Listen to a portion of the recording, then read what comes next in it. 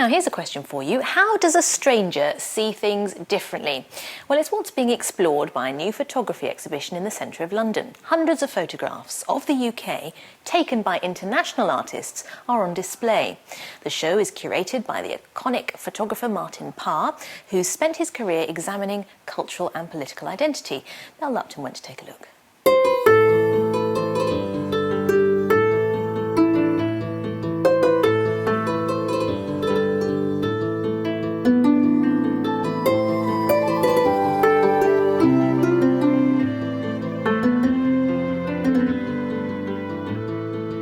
From the dining table to the coal mine, this is a vision of Britain from the outside. 23 photographers are represented in this exhibition, and they all have one thing in common: they're not British. The show is curated by iconic photographer Martin Parr, who during his 40-year career has studied the eccentricities of life in the UK. We're a very strange and surreal country. The people are strange, we are quirky, and I think the foreign photographers come in and spot that almost easier than if you're here, because all the habits that I'm used to, because I'm living here, are actually very strange to these foreign photographers. So they can pick up on things that we would perhaps overlook. Because when you're surrounded by something, we get over-familiar. And that's really what makes this exhibition so fresh and exciting, is we're getting different perspectives on very familiar circumstances and surroundings. The oldest photos on display date back to the 1930s.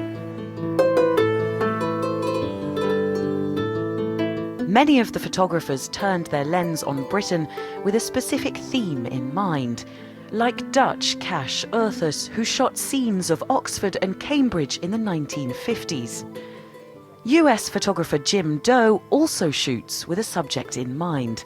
In the UK, it was family-run businesses. Do you think that there's something different about you because you're not British, being American, that you see in the UK and that you see in Britain? I don't think it's so much difference in what I see. I think it's a difference in being willing to ask. A friend of mine once said, you know, you get away with things here that if you were from the UK you wouldn't, you know, because you go in with your gringo accent and you say, excuse me, I'd like to photograph your shop, and they say, well, all right.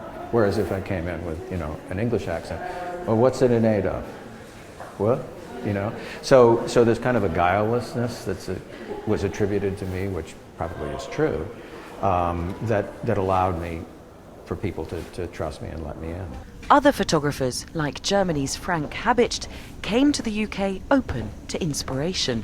I came to Britain to experience life, not only to study something.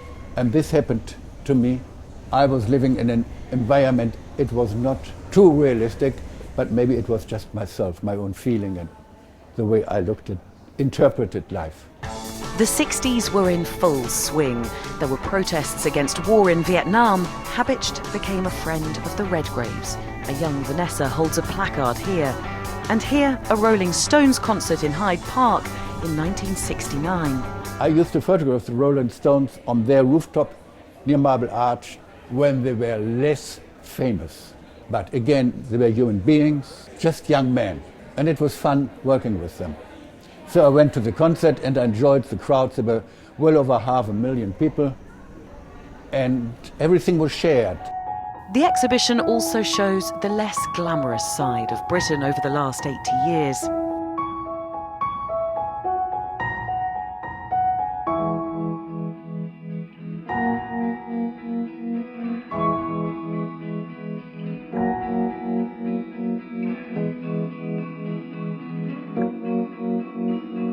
Strange and familiar, that's the title of this exhibition.